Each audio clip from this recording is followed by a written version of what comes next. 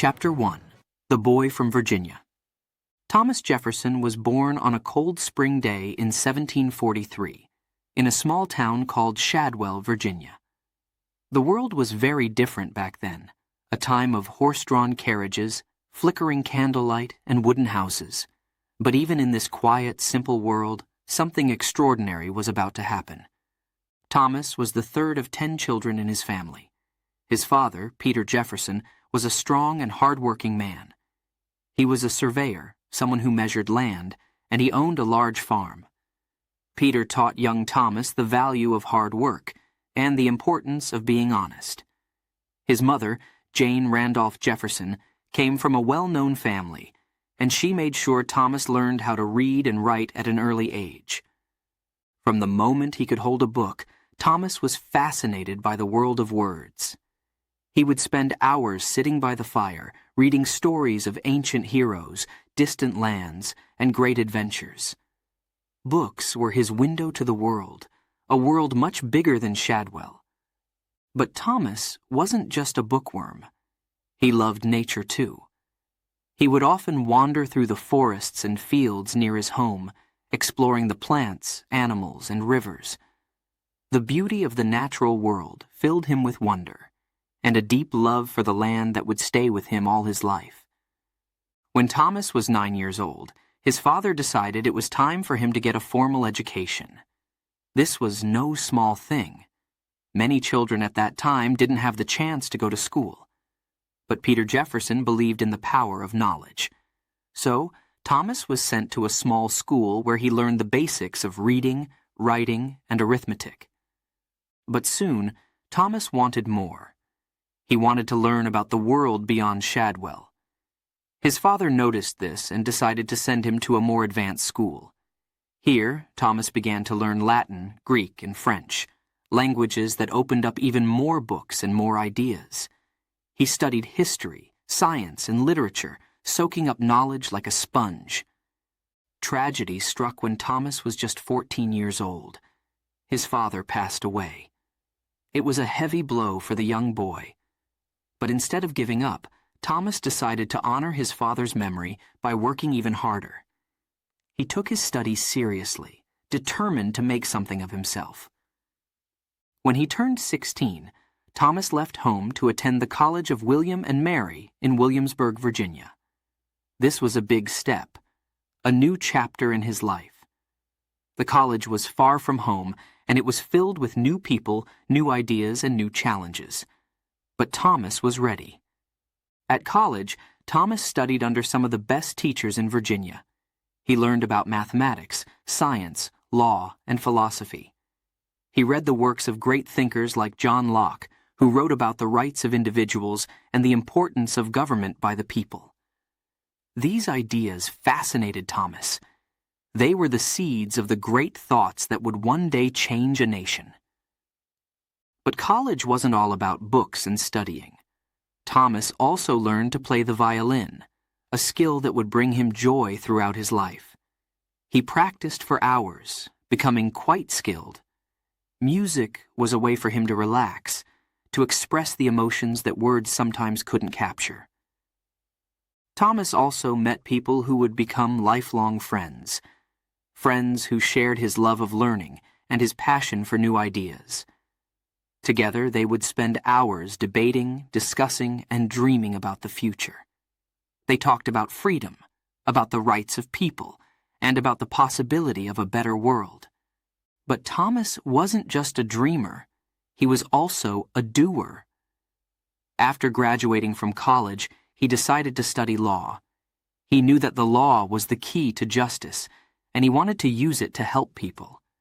He became a lawyer, and soon he was traveling around Virginia, helping people with their legal problems. He listened to their stories, their hopes, and their fears, and he began to think, how could the laws be better?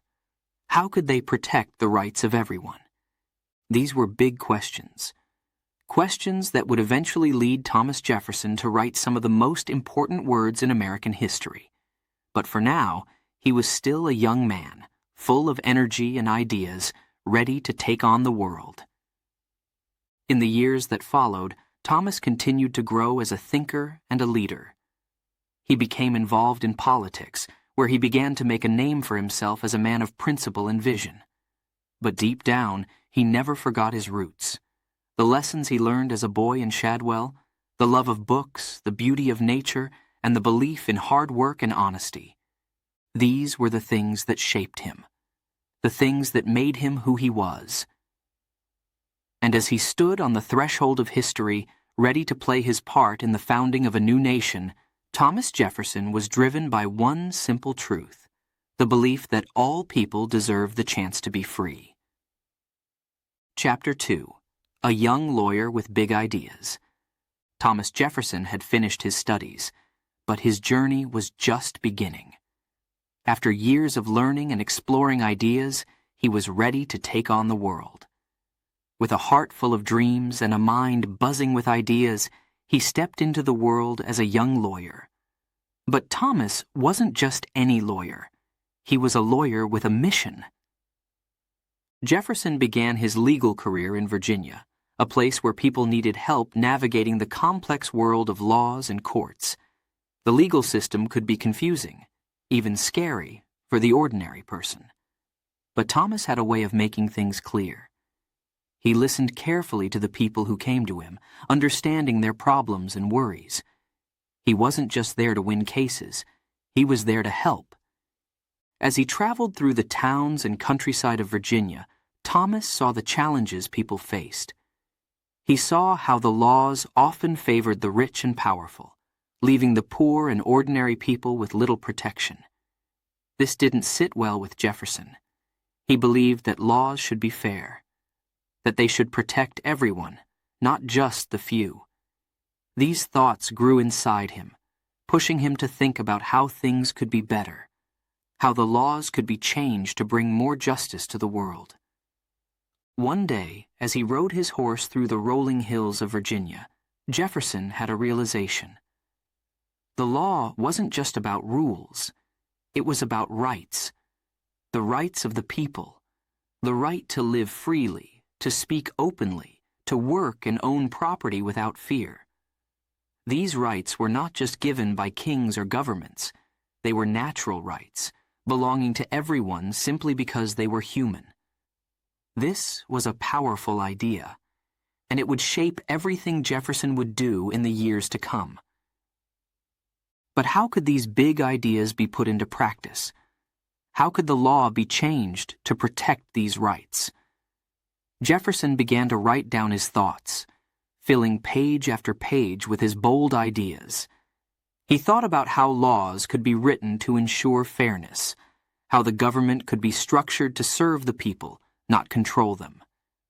These were not easy questions, but Jefferson was determined to find answers.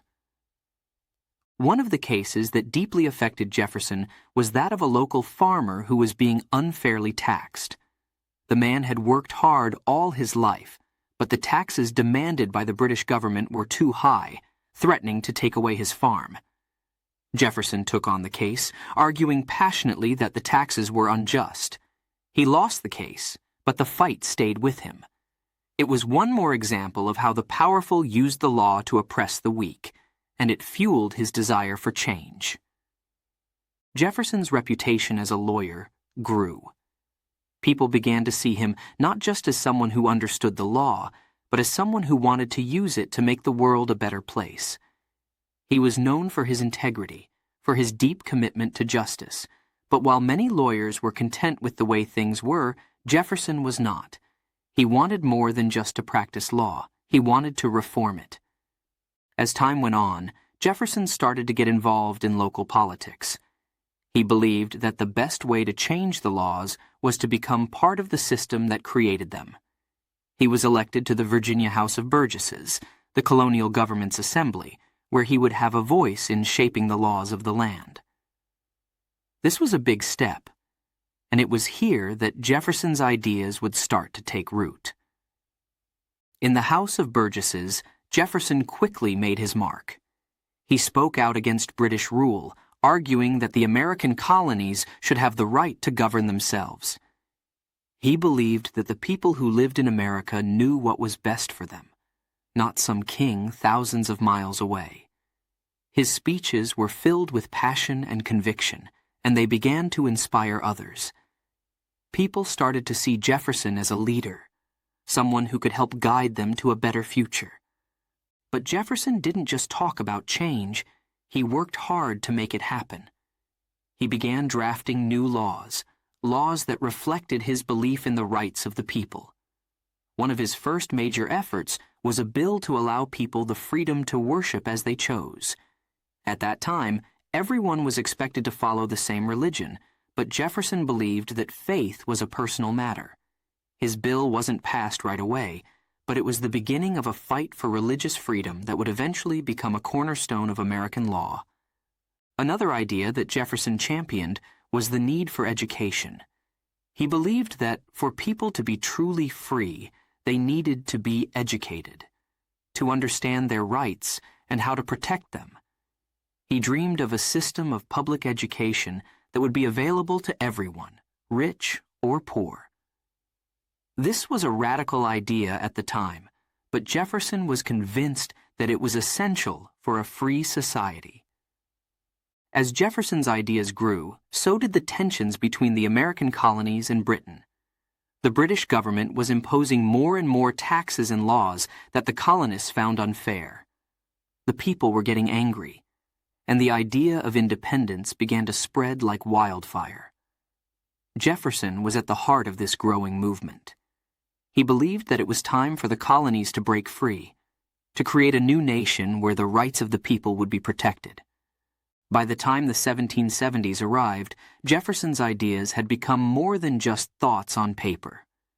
They had become a powerful force that was beginning to shape the future. He was no longer just a young lawyer with big ideas. He was becoming a leader of a revolution. But Jefferson knew that the road ahead would not be easy. The fight for freedom would require courage, sacrifice, and unwavering belief in the cause. And as he stood on the brink of this great struggle, he knew that his ideas, his belief in justice, in the rights of the people, would guide him through the challenges to come. The journey that had begun in the quiet hills of Virginia, the journey of a young lawyer with big ideas, was about to take him and a whole nation into a battle for independence. The world was about to change forever, and Thomas Jefferson was ready to play his part. Chapter 3. The Call to Revolution. The year was 1775, a time of great tension and uncertainty. The 13 American colonies were buzzing with talk of freedom, talk of rebellion. The British government had pushed the people too far with heavy taxes and unfair laws. Anger was growing, and the whispers of revolution were turning into shouts. In Virginia, Thomas Jefferson was no longer just a young lawyer with big ideas. He was now a respected leader. His words carried weight, and his ideas were beginning to shape the future. People looked to him for guidance, for courage, and for a vision of what could be. Then, the call came. Jefferson was asked to join the Continental Congress, a gathering of the most important leaders from all the colonies. This was not just any meeting. It was a gathering that would decide the fate of the nation. The colonies were ready to stand up to Britain, but they needed a plan. They needed someone who could put their thoughts and dreams into words that would inspire the world. Jefferson accepted the call. He traveled to Philadelphia, the city where the Continental Congress was meeting. The journey was long and difficult, but Jefferson knew it was important. As he rode through the towns and villages, he saw the determination in the faces of the people, the determination to be free. This filled him with a sense of purpose. He knew that something great was about to happen. When Jefferson arrived in Philadelphia, he found himself among some of the most brilliant minds in America. There was John Adams, the fiery lawyer from Massachusetts; Benjamin Franklin, the wise and witty inventor; and George Washington, the brave leader who would soon command the Continental Army. These men, along with many others, were ready to challenge the most powerful empire in the world. The debates in the Congress were long and heated. Some leaders wanted to try one last time to make peace with Britain, while others believed that the only way forward was independence. Jefferson listened carefully. He weighed the arguments. But deep down, he knew what he believed. The time for talk was over. The time for action had come. As the days passed, the idea of declaring independence became stronger and stronger. But how could they do it? How could they tell the world that they were breaking away from Britain? They needed a document, a statement that would explain their reasons, that would declare their right to be free. The task was enormous, but Jefferson was ready. On June 11, 1776, the Congress appointed a committee to draft this declaration. There were 5 men on the committee, including John Adams, Benjamin Franklin, and Thomas Jefferson. But when it came time to write, all eyes turned to Jefferson. He was known for his way with words, his ability to capture big ideas in clear, powerful language. The responsibility was heavy, but Jefferson took it on without hesitation. For days, Jefferson worked tirelessly. He shut himself away in a small room with only a quill, ink, and a stack of parchment. The room was quiet. The only sound was the scratch of the quill as he wrote. Jefferson's mind was racing. How could he express the hopes, dreams, and demands of an entire nation? How could he create something that would inspire people to fight for their freedom? He began with a bold statement, a statement that would echo through history. We hold these truths to be self-evident, that all men are created equal. These words were more than just an introduction. They were a declaration of the very principles that the new nation would stand for. Jefferson wrote about the rights that every person should have, the right to life, liberty, and the pursuit of happiness. These were not just words on a page. They were the foundation of a new kind of government, a government that would serve the people, not rule over them. Jefferson also made sure to list the many ways in which the British king had wronged the colonies. He wrote about the unfair taxes, the cruel laws, and the king's refusal to listen to the people. This wasn't just a document. It was a call to action. It was a message to the world that America would no longer be a colony. It would be a free and independent nation. When Jefferson finished his draft, he shared it with the committee. They made a few changes, but the heart of the document, the powerful words that Jefferson had crafted, remained the same. The committee presented the draft to the Congress, and on July 2, 1776, they voted in favor of independence. But the work wasn't done yet. The Congress spent 2 more days debating the Declaration, making small changes and refining the language.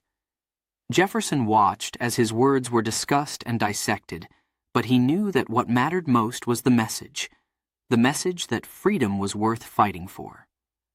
Finally, on July 4, 1776, the Continental Congress adopted the Declaration of Independence. The room was filled with a sense of history, a sense that something incredible had just happened. The Declaration was signed by the leaders of the colonies, and it was sent out to be read aloud in towns and cities across America. When the people heard the words, they were filled with hope and determination. The Declaration of Independence wasn't just a piece of paper. It was a promise that they would fight for their freedom, no matter the cost. Jefferson's words became the rallying cry of a nation, and they inspired people to join the fight for independence. But the road ahead would not be easy. The war for independence would be long and brutal. Many would sacrifice their lives for the cause. But Jefferson's declaration had given them something to believe in, something worth fighting for. As the cannons roared and the battles raged, the words of the Declaration echoed in the hearts of the soldiers and in the hearts of people around the world. The fight for freedom had begun, and there was no turning back. Thomas Jefferson, the man who had once been a young lawyer with big ideas, had now become the voice of a revolution. And as the sun set on that historic day in July, the world knew that something extraordinary had happened. A new nation was born. Chapter 4. Writing the Declaration of Independence. The room was quiet, the air thick with anticipation. Outside, the city of Philadelphia was bustling with activity, but inside, Thomas Jefferson was alone with his thoughts. The dim light of a candle flickered on the walls, casting shadows that danced as if they too felt the importance of the moment. Jefferson sat at a simple wooden desk, a blank piece of parchment before him, and in his hand, a quill dipped in ink, ready to shape the future of a nation. Jefferson took a deep breath. He knew the weight of the task that lay before him. The colonies had made their decision. They would break away from Britain. But how could they explain this bold move to the world? How could they justify their rebellion against the most powerful empire on earth? The answer would have to be powerful, clear, and inspiring. And it was up to Jefferson to find the right words. He began to write. When, in the course of human events, his quill moved steadily, forming the first lines of what would become one of the most famous documents in history. These words were more than just an introduction. They were a statement of intent, a signal that something extraordinary was about to happen. Jefferson's mind was filled with ideas that had been brewing for years. He thought about the principles he believed in, the rights that every person should have simply by being human. These rights were not granted by kings or governments. They were self-evident, meaning they were obvious to anyone who looked. And so he wrote, "We hold these truths to be self-evident, that all men are created equal." The words flowed from his quill like a river, strong and unstoppable. Jefferson wrote about the rights to life, liberty, and the pursuit of happiness. These were not just abstract ideas, they were the core of what it meant to be free. To live without fear, to make one's own choices, to seek joy and fulfillment.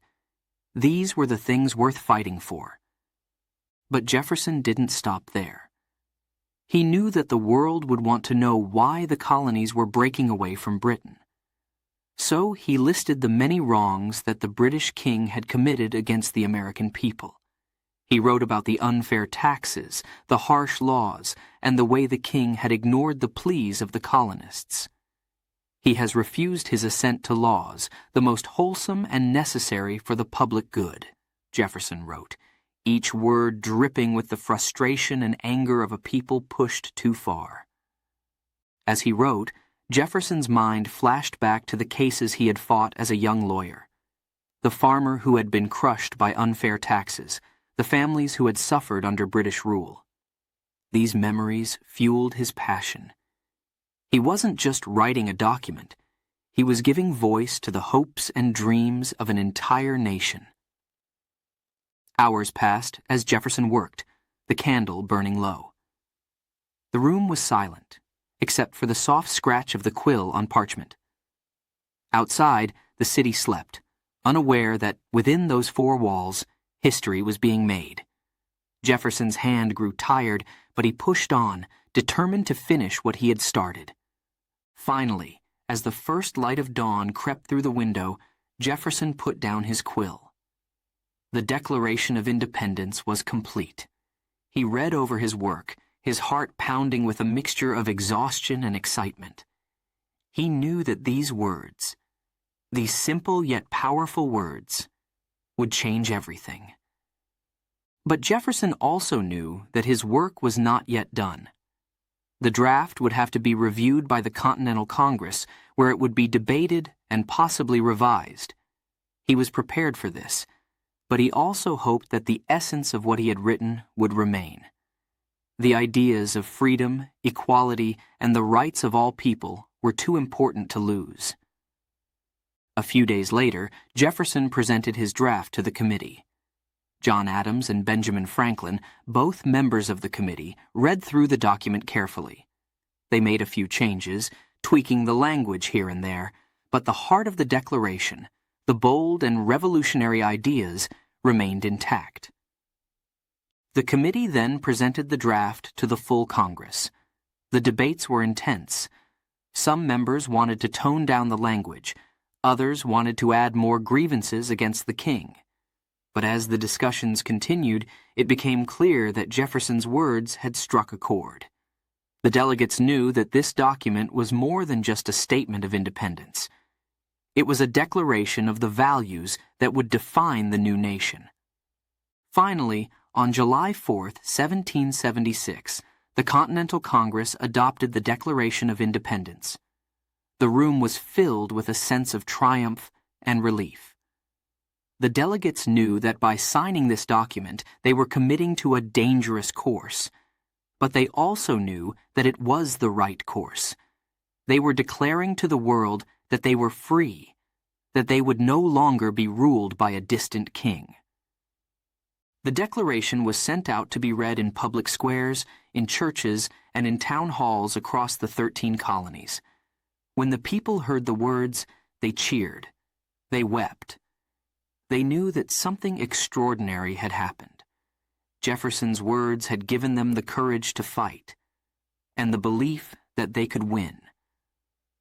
For Thomas Jefferson, the moment was bittersweet. He was proud of what he had written, proud to have played a part in the birth of a new nation.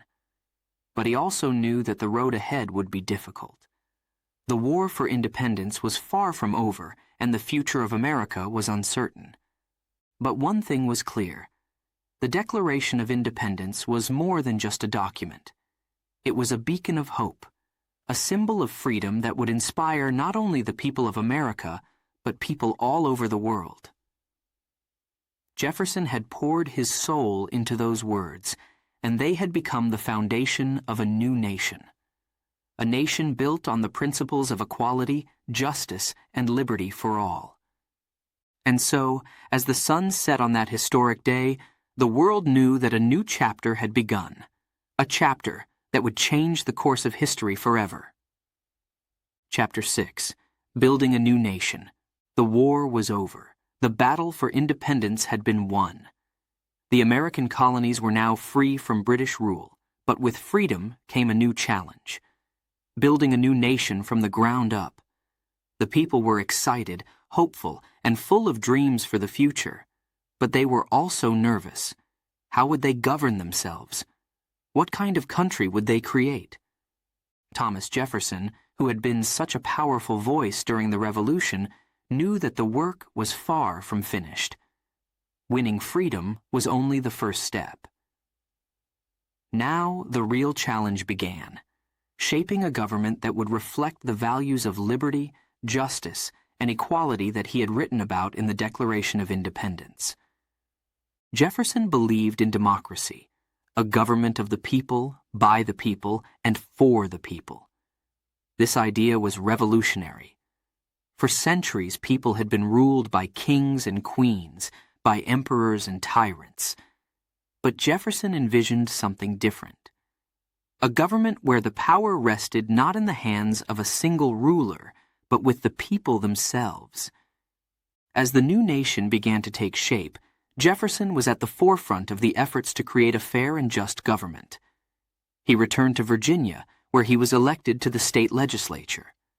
There, he set to work on reforming the state's laws, many of which were outdated and unfair.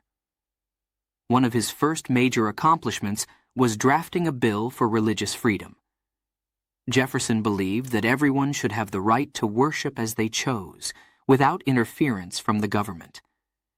This was a bold idea, but Jefferson knew it was essential for a free society.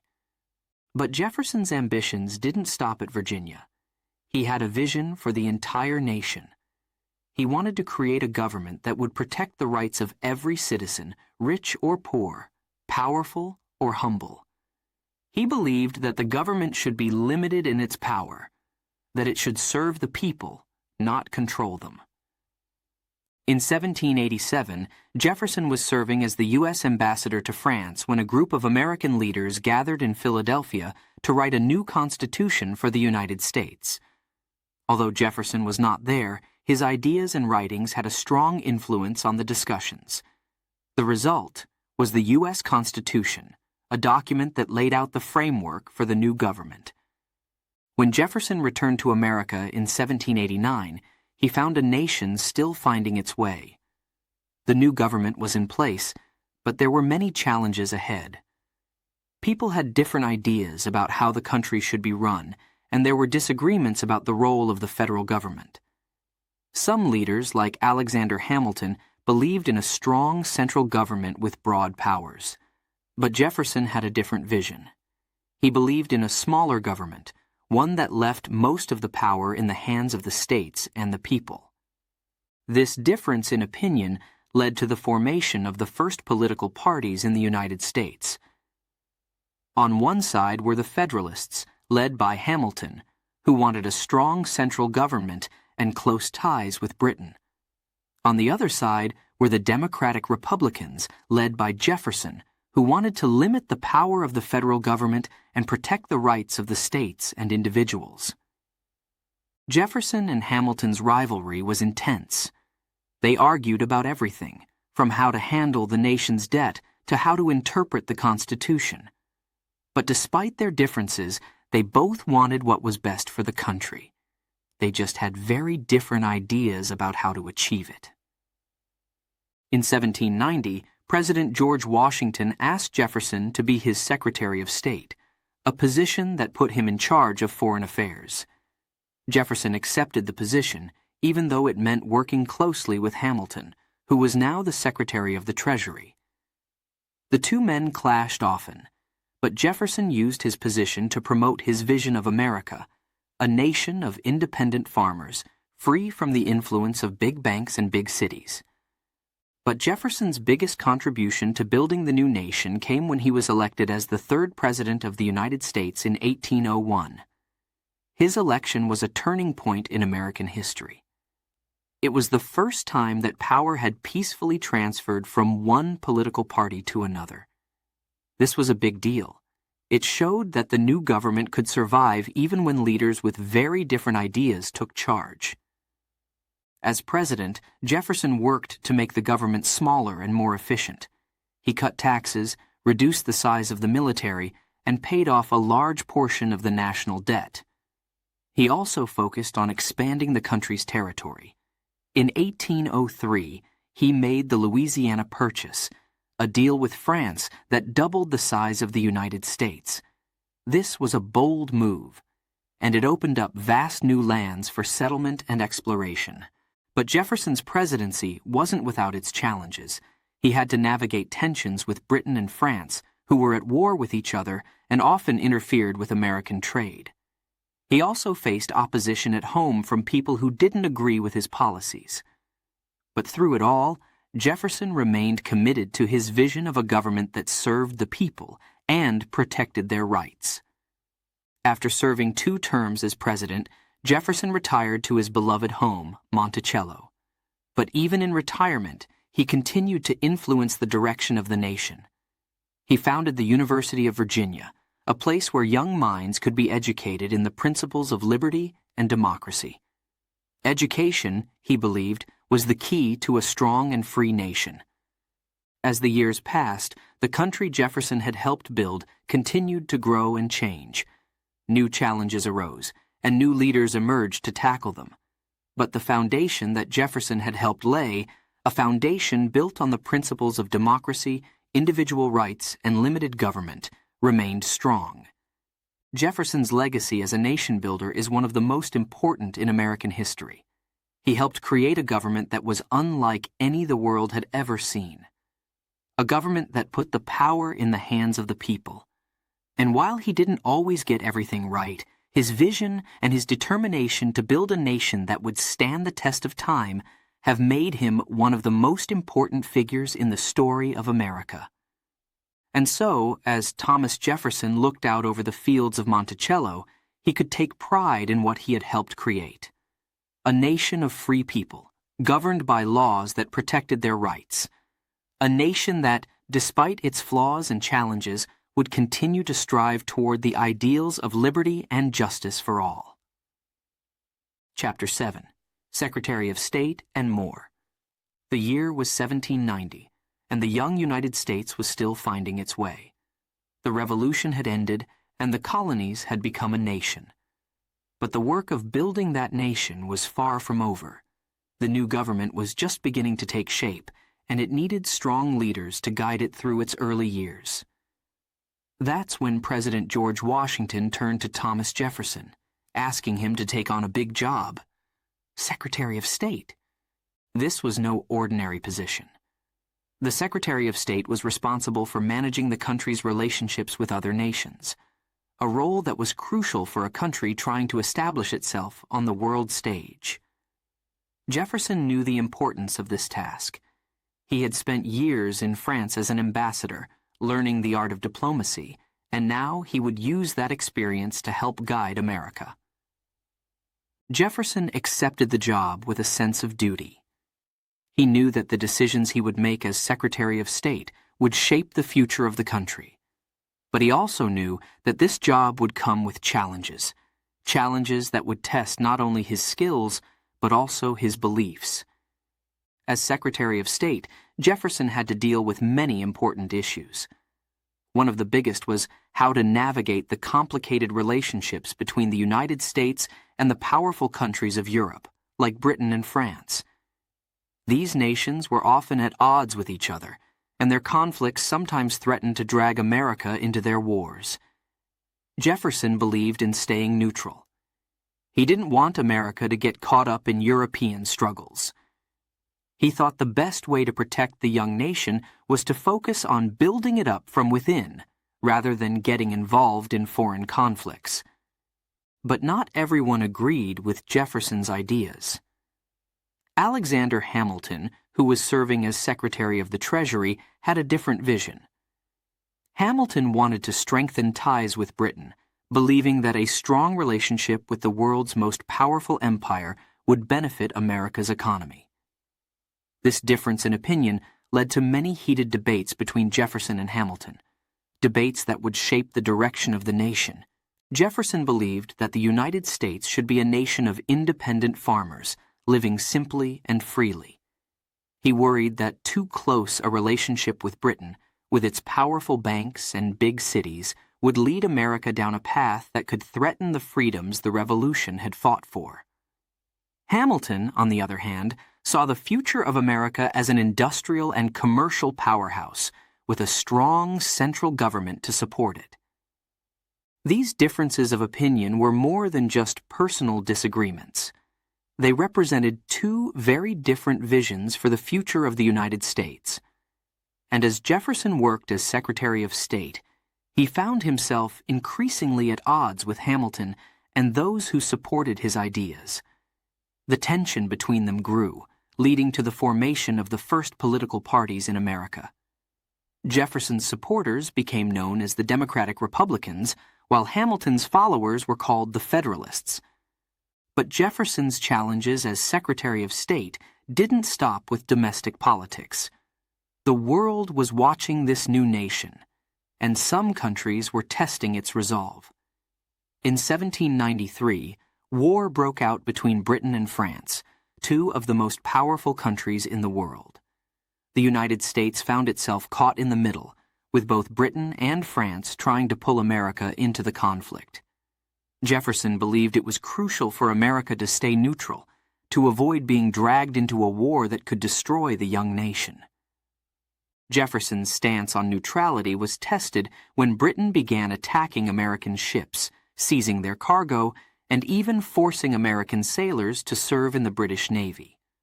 This was a serious threat to America's sovereignty, and many people called for war with Britain. But Jefferson urged caution. He knew that the United States was still too weak to take on a powerful nation like Britain in open conflict. Instead of war, Jefferson pushed for diplomacy. He helped negotiate a treaty with Britain, known as Jay's Treaty, which aimed to resolve some of the issues between the two countries. The treaty wasn't perfect. In fact, many people were unhappy with it, believing it gave too much to Britain and not enough to the United States. But Jefferson saw it as a way to keep the peace and give America time to grow stronger. Despite his efforts to steer the nation on a path of peace and independence, Jefferson grew increasingly frustrated with the direction the government was taking.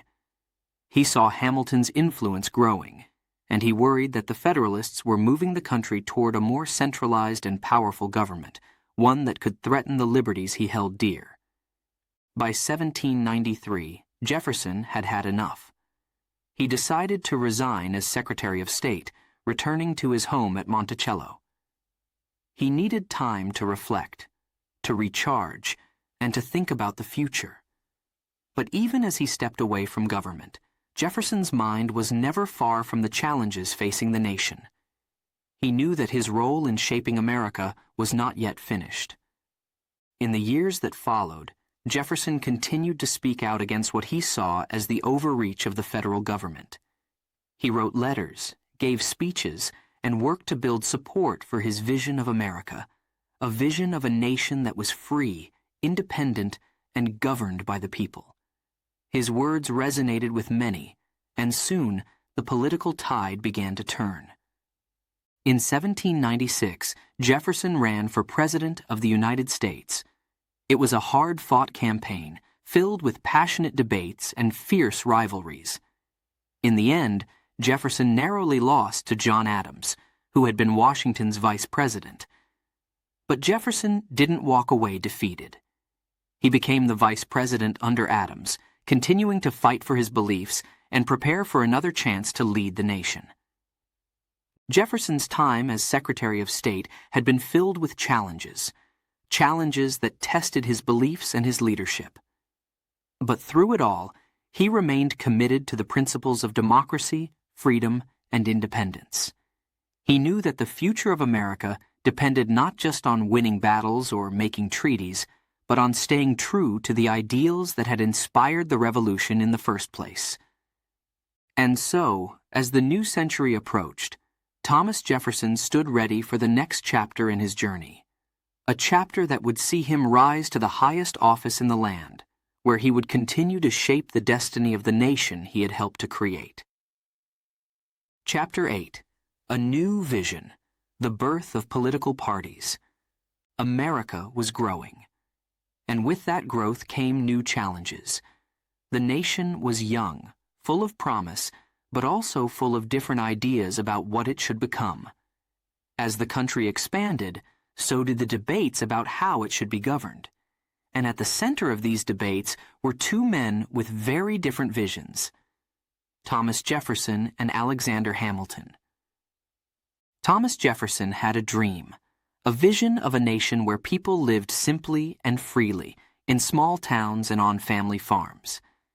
He believed that the strength of America lay in its independent farmers, people who worked the land, provided for themselves, and lived lives of modesty and virtue. Jefferson saw these farmers as the backbone of the nation, the true keepers of American freedom and democracy.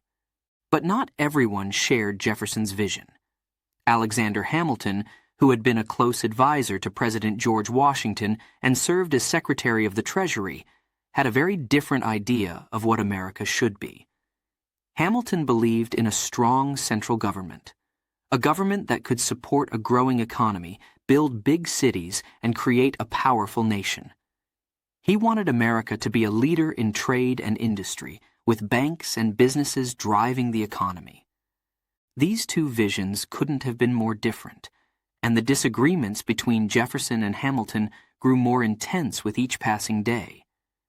Their debates were not just about policies or laws, they were about the very soul of the nation.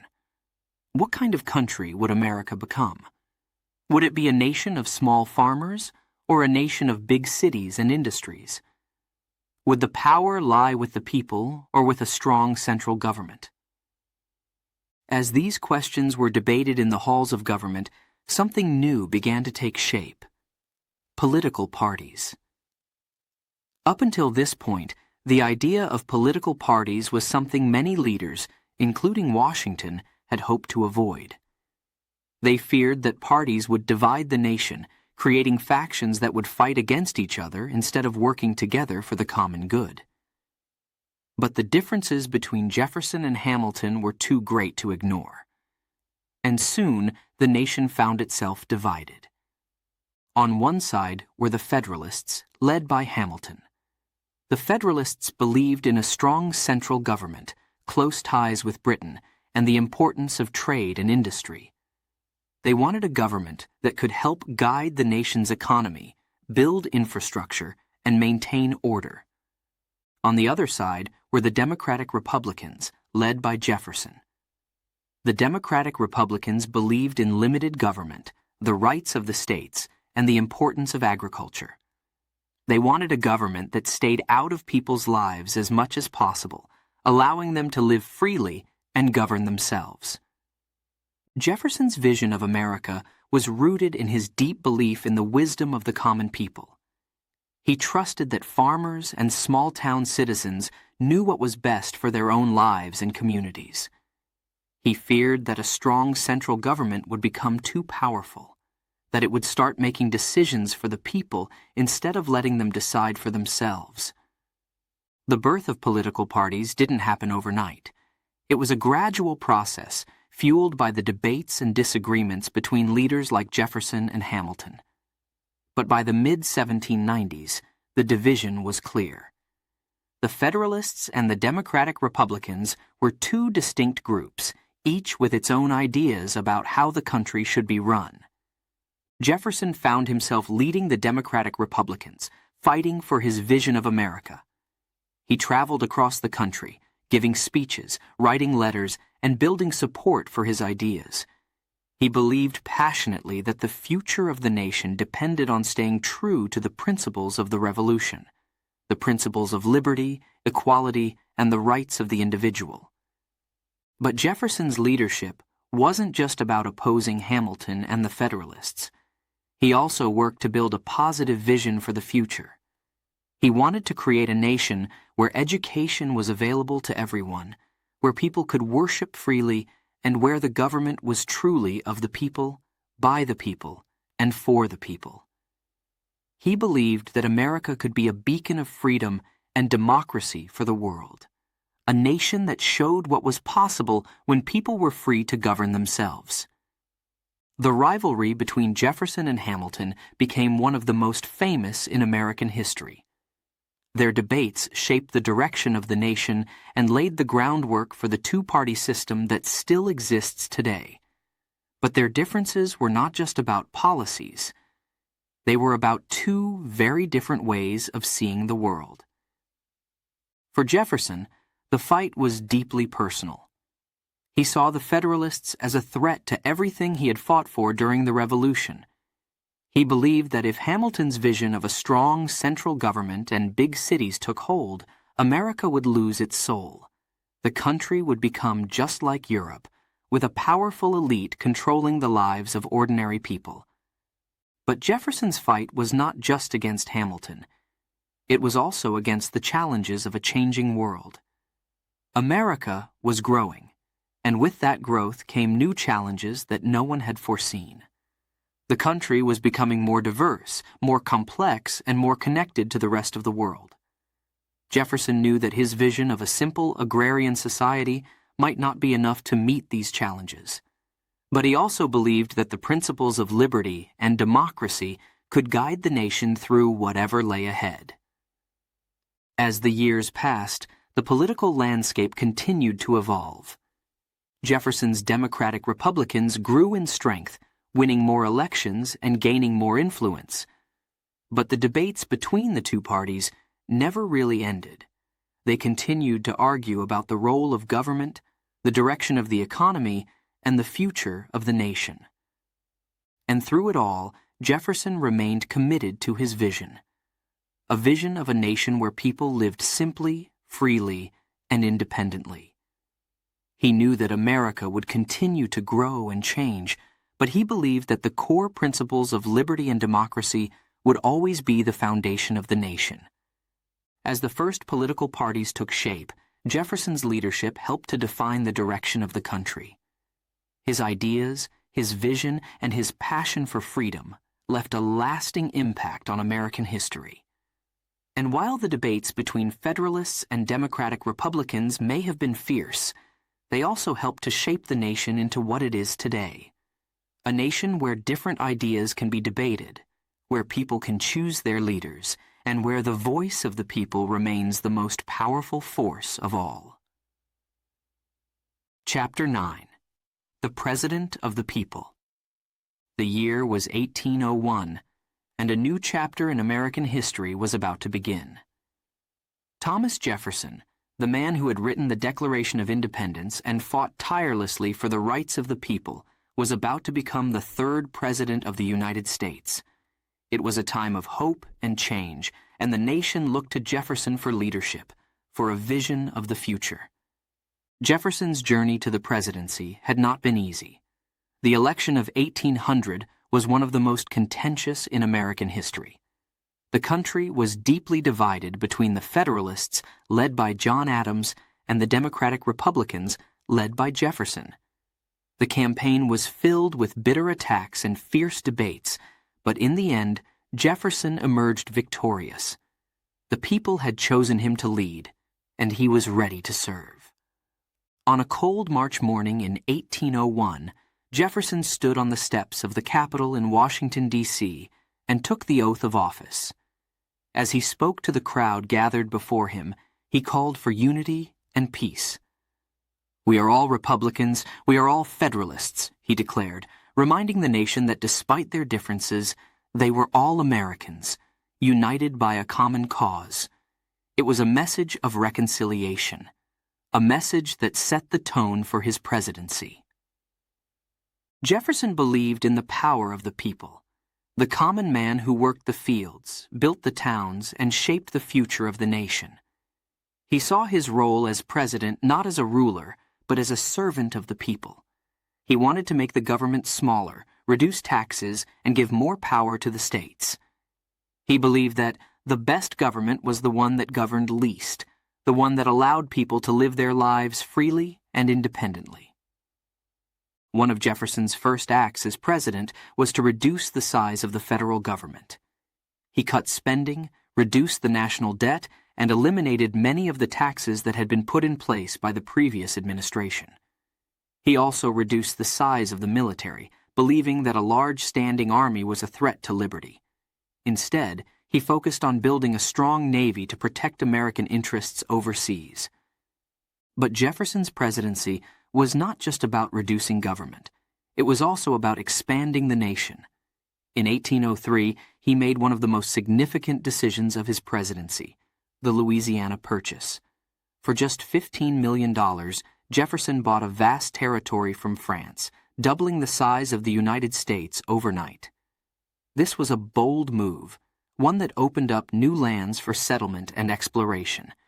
It was a moment of great promise as Americans began to dream of new opportunities in the West. However, the Louisiana Purchase also presented challenges. The vast new territory needed to be explored and mapped, and Jefferson knew just the men for the job. He sent Meriwether Lewis and William Clark on an expedition to explore the new lands, find a route to the Pacific Ocean, and establish relationships with the Native American tribes who lived there. The Lewis and Clark expedition, as it came to be known, was a great success. It brought back valuable information about the geography, wildlife, and people of the West, and it inspired a new generation of Americans to move westward. But Jefferson's presidency was not without its difficulties. The issue of slavery, which had been a dark shadow over the nation since its founding, continued to haunt him. Jefferson, who owned slaves himself, struggled with the contradiction between his belief in liberty and the reality of slavery. He spoke out against the practice, but he also knew that ending it would be difficult and dangerous. The nation was not ready to confront the issue, and Jefferson was unable to find a solution during his presidency. It was a challenge that would eventually tear the country apart in the years to come. Another challenge Jefferson faced was the growing tension between the United States and European powers. Britain and France were at war, and both nations were trying to drag America into the conflict. British ships were attacking American merchant vessels, seizing their cargo and forcing American sailors into the British Navy. Jefferson knew that the young nation could not afford another war, so he tried to avoid conflict through diplomacy. He imposed an embargo, stopping all American trade with foreign nations, hoping to pressure Britain and France into respecting American neutrality. But the embargo backfired. Instead of hurting Britain and France, it hurt American merchants and farmers. The economy suffered, and many people blamed Jefferson for the hardship. The embargo was eventually lifted, but the damage had been done. It was a painful lesson for Jefferson, one that showed how difficult it was to keep the nation out of the conflicts of the wider world. Despite these challenges, Jefferson's presidency was marked by many achievements. He expanded the nation's territory, promoted education, and worked to create a government that was responsive to the needs of the people. He also set an important precedent by stepping down after 2 terms, following the example of George Washington. He believed that no one person should hold too much power for too long, and his decision to step aside helped to establish the peaceful transfer of power as a cornerstone of American democracy. As Jefferson left the presidency in 1809, he returned to his beloved home at Monticello. He was older now, and his hair had turned white, but his passion for learning and his love for his country were as strong as ever. He spent his final years writing, reading, and corresponding with friends and colleagues. He also founded the University of Virginia, a place where young people could be educated in the principles of liberty and democracy. Jefferson's legacy as the President of the People is one of the most enduring in American history. He believed in the power of the common man, in the ability of ordinary people to govern themselves and build a nation based on the principles of freedom and equality. His presidency was a time of hope and change, a time when the young nation began to find its way in the world. And although he faced many challenges, Jefferson remained true to his principles, leaving a lasting impact on the country he loved so dearly. As the sun set on Jefferson's life, the nation he had helped to build stood strong, a beacon of liberty and democracy for the world. His vision of a government that served the people, protected their rights, and allowed them to live freely and independently had become the foundation of the American dream. And his legacy, like the words he wrote in the Declaration of Independence, would continue to inspire generations to come. Chapter 10. The Louisiana Purchase, America Grows. The year was 1803, and America was about to take a bold step that would change its future forever. Thomas Jefferson, now the President of the United States, had a vision of a vast and free nation stretching from the Atlantic Ocean to the Pacific. He dreamed of an empire of liberty, where people could live freely, work the land, and build new lives. But to make that dream a reality, Jefferson would have to take a gamble that would double the size of the United States. At the time, the United States was still a young nation, and its western border ended at the Mississippi River. Beyond that river lay a vast, mysterious land known as the Louisiana Territory. This enormous territory stretched from the Mississippi River all the way to the Rocky Mountains, and it was controlled by France. The land was rich and fertile, perfect for farming and settlement, but it was also largely unexplored. Jefferson knew that if America could gain control of this territory, it would open up endless possibilities for growth and expansion. But how could he make that happen? The answer came from an unexpected place: the politics of Europe. At the time, France was ruled by a powerful leader named Napoleon Bonaparte. Napoleon had big plans for Europe and the world, but he was also facing many challenges. His wars in Europe were costly, and he needed money to fund his campaigns. At the same time, he was struggling to maintain control of French colonies in the Americas, particularly in the Caribbean. Sensing an opportunity, Jefferson decided to act. He sent 2 of his most trusted advisors, James Monroe and Robert Livingston, to France with a bold proposal to buy the port city of New Orleans. New Orleans was a crucial city for America because it controlled access to the Mississippi River, the main trade route for farmers and merchants in the western states. Jefferson believed that if America could buy New Orleans, it would secure the country's economic future. But when Monroe and Livingston arrived in France, they received an offer that took them by surprise. Napoleon was willing to sell not just New Orleans, but the entire Louisiana Territory. The price? $15 million. A huge sum of money at the time, but a bargain for such a vast expanse of land. The offer was almost too good to be true. Monroe and Livingston knew that this was a once-in-a-lifetime opportunity, and they quickly agreed to the deal, even though they hadn't been authorized to buy the entire territory. They sent word back to Jefferson, who was thrilled by the news, but also faced a tough decision. Could he justify spending so much money on this purchase? And did he even have the constitutional authority to make such a deal? Jefferson believed deeply in following the Constitution, and nowhere in that document did it say that the president had the power to buy land from a foreign country. He worried that some people might accuse him of overstepping his authority. But in the end, Jefferson decided that the benefits of the purchase were too great to pass up. He believed that this was a rare chance to secure the future of the nation. And so, he put aside his doubts and made the decision to move forward. In 1803, the Louisiana Purchase was finalized. With the stroke of a pen, the United States doubled in size, adding more than 800,000 square miles of land to the country. It was a monumental achievement, and it marked the beginning of a new era for America. The young nation was no longer just a cluster of states along the Atlantic coast. It was now a vast country with endless possibilities. But the Louisiana Purchase was just the beginning. The new territory was largely unexplored, and Jefferson knew that the United States needed to learn more about this land and its people. So he commissioned an expedition to explore the new territory. An expedition that would become one of the most famous in American history. Jefferson chose two men to lead the expedition: Meriwether Lewis, his personal secretary, and William Clark, an experienced soldier and outdoorsman. Together, Lewis and Clark set out on a journey that would take them thousands of miles across rugged terrain, through dense forests and over towering mountains. Their mission was to map the land, study its plants and animals, and establish relationships with the Native American tribes who lived there. The Lewis and Clark expedition, also known as the Corps of Discovery, was an epic adventure.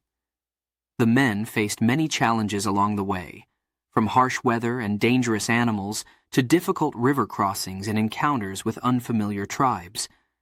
But they also made incredible discoveries, finding new species of plants and animals, and mapping a route to the Pacific Ocean. The expedition took more than 2 years, and when Lewis and Clark finally returned to St. Louis in 1806, they were hailed as heroes. They brought back valuable information that would help settlers move westward, and their journey helped to open up the new territory for exploration and settlement. But even as Jefferson celebrated the success of the Louisiana Purchase and the Lewis and Clark expedition, he knew that there were still many challenges ahead. The new territory needed to be governed, and there were complex questions about how to manage the land and the people who lived there. The Native American tribes, who had lived on the land for centuries, would face new pressures as settlers moved west. And the issue of slavery, which was already dividing the country, would become even more contentious as the nation expanded. Jefferson's vision of an empire of liberty was coming to life, but it was also clear that the journey was far from over. The Louisiana Purchase was a huge step for the young nation, but it was just one part of a much larger story. A story of a nation growing, changing, and struggling to live up to the ideals of freedom and equality that Jefferson had written about in the Declaration of Independence. As Jefferson looked back on the Louisiana Purchase in his later years, he saw it as one of his greatest achievements. It was a bold decision, one that required vision, courage, and a willingness to take risks. But it was also a decision that would shape the future of the United States, opening up new lands for exploration, settlement, and opportunity. Chapter 11, The Later Years, A Legacy of Learning. Thomas Jefferson had served his country well. After 2 terms as President of the United States, he decided it was time to step away from the world of politics. It was 1809, and at 66 years old, Jefferson was ready to return to the place he loved most, his beloved home, Monticello. Nestled in the rolling hills of Virginia, Monticello was more than just a house.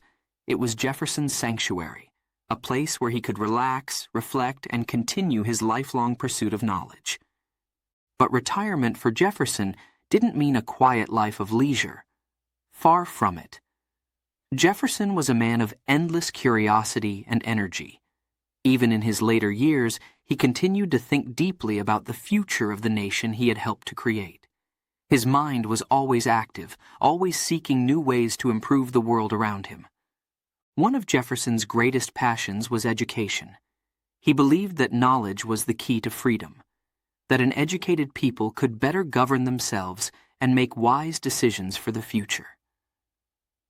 Jefferson had always dreamed of creating a place where young minds could grow and learn, free from the influences of church and state. A place where students could explore new ideas, challenge old beliefs, and prepare to lead the nation.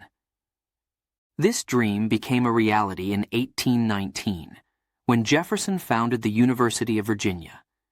He saw the university as his final gift to the nation, a place where the principles of democracy and liberty could be nurtured and passed on to future generations. Jefferson was deeply involved in every aspect of the university's creation. He designed the campus, choosing a layout that reflected his love of architecture and his belief in the power of education. The heart of the university was the Rotunda, a magnificent building inspired by the ancient Roman Pantheon. It was a symbol of the knowledge and wisdom that Jefferson believed should guide the nation. Around the Rotunda, he designed pavilions and dormitories, creating a unique environment where students and professors could live and learn together. Jefferson didn't just design the buildings, he also helped to shape the curriculum. He wanted the University of Virginia to be a place where students could study a wide range of subjects, from science and mathematics to history and philosophy. He believed that a well-rounded education was essential for the development of good citizens, citizens who could think critically, solve problems, and contribute to the growth of the nation. As the university took shape, Jefferson poured his heart and soul into the project. He corresponded with scholars from around the world, gathering ideas and advice. He worked tirelessly to raise funds and recruit the best teachers. For Jefferson, the University of Virginia was not just another institution. It was the embodiment of his lifelong commitment to learning and progress. But even as he worked on the university, Jefferson found time for other pursuits. He spent his days at Monticello surrounded by books, papers, and the beauty of nature. He continued to write letters to friends, family, and fellow leaders, sharing his thoughts on everything from politics and philosophy to gardening and science. Jefferson's letters were filled with wisdom and insight, and they remain an important part of his legacy. Jefferson also spent time with his family, enjoying the company of his children and grandchildren. Monticello was a lively place, filled with laughter, conversation, and the hustle and bustle of daily life. Jefferson took great joy in watching his grandchildren grow, teaching them about the world and passing on his love of learning. But Jefferson's later years were not without challenges. The nation he had helped to build was changing, and not always in ways that he approved of. He watched with concern as political divisions deepened, and as the issue of slavery continued to tear the country apart. Jefferson had always struggled with the contradiction between his belief in liberty and his ownership of slaves. He spoke out against the practice, but he also knew that finding a solution would be difficult and painful. As he grew older, Jefferson spent more time reflecting on his life and the principles he had fought for. He took pride in the role he had played in the American Revolution, in the writing of the Declaration of Independence, and in the creation of a government that was based on the rights of the people. But he also knew that the work was far from finished. The nation was still young, still evolving, and the challenges of the future would require wisdom, courage, and dedication. In the final years of his life, Jefferson's thoughts often turned to the legacy he would leave behind. He wanted to be remembered not just as a president or a statesman, but as a man who had devoted his life to the pursuit of knowledge and the betterment of humanity. He believed that the principles of democracy, freedom, and education were the keys to a prosperous and just society, and he hoped that these principles would continue to guide the nation long after he was gone. On July 4, 1826, exactly 50 years after the Declaration of Independence was adopted, Thomas Jefferson passed away at the age of 83. His death marked the end of an era, but his legacy lived on. The University of Virginia, the Declaration of Independence, and the countless ideas he had championed throughout his life continued to shape the nation. Jefferson's later years were filled with reflection, but also with the knowledge that his ideas would live on. He had helped to build a nation based on the principles of liberty, justice, and equality, and he had left behind a legacy of learning that would inspire generations to come. His vision of an educated, informed, and free society remains one of the cornerstones of American democracy, and his contributions to the nation are still celebrated today. Chapter 12. The Legacy of Thomas Jefferson. The date was July 4, 1826, a day that marked the 50th anniversary of the Declaration of Independence. It was a day of celebration for the young United States, a day to remember the birth of a nation and the courage of those who had fought for its freedom. But on this day, something remarkable happened. Thomas Jefferson, one of the greatest architects of that freedom, passed away quietly at his home in Monticello. His life had come full circle, ending on the very day that his most famous words had been adopted by a new nation. Jefferson was 83 years old when he died, and his life had been one of extraordinary service, innovation, and courage. From his early years as a lawyer and a revolutionary, to his time as president and his later years as a founder of the University of Virginia, Jefferson had dedicated himself to the cause of liberty and the betterment of humanity. He was a man of many talents, a writer, a thinker, an inventor, and a leader. But above all, he was a man who believed deeply in the power of ideas to change the world. The legacy of Thomas Jefferson is vast and enduring. His most famous contribution, the Declaration of Independence, continues to inspire people around the world. The words he wrote, "We hold these truths to be self-evident, that all men are created equal," have become a powerful statement of human rights and dignity. These words have been quoted by leaders and activists, by those fighting for freedom and justice, and by anyone who believes in the fundamental equality of all people. But Jefferson's legacy goes beyond the Declaration of Independence. As president, he expanded the nation's territory with the Louisiana Purchase, opening up new lands for exploration and settlement. He championed the rights of the states and the importance of a government that served the people. He believed in democracy, in the idea that the government should be by the people and for the people, and he worked tirelessly to make that vision a reality. Jefferson also left a lasting impact on education. His founding of the University of Virginia was a reflection of his belief that knowledge was the key to freedom. He wanted to create a place where young minds could be nurtured, where they could learn the principles of liberty and democracy, and where they could prepare to lead the nation into the future. The University of Virginia stands today as a testament to Jefferson's commitment to education and his belief in the power of learning to change the world. But Jefferson's legacy is not without its complexities. He was a man who owned slaves, even as he wrote about the rights of all people to life, liberty, and the pursuit of happiness. This contradiction is a difficult part of his story, one that has led to much reflection and debate. Jefferson himself struggled with the issue of slavery, recognizing its injustice but unable to find a way to end it in his own lifetime. His legacy, therefore, is one that challenges us to think deeply about the complexities of history, and to recognize that even the greatest leaders are not without their flaws. Despite these challenges, Jefferson's vision of a free and democratic society has continued to shape the United States. His ideas about government, about the rights of individuals, and about the importance of education have become cornerstones of American democracy. The principles he fought for, the belief in equality, in freedom, and in the power of the people, are still at the heart of the American experience. Jefferson's influence can be seen in the movements for civil rights, in the expansion of voting rights, and in the ongoing efforts to create a more just and equal society. His dream of an empire of liberty has inspired generations of Americans to work for a nation where everyone has the opportunity to pursue their dreams, where the government protects the rights of all, and where the principles of liberty and justice are upheld. As we look back on the life of Thomas Jefferson, we see a man who was driven by a vision of a better world, a world where people could live freely and govern themselves. He was a man who believed that ideas could change the world, and he dedicated his life to turning those ideas into reality.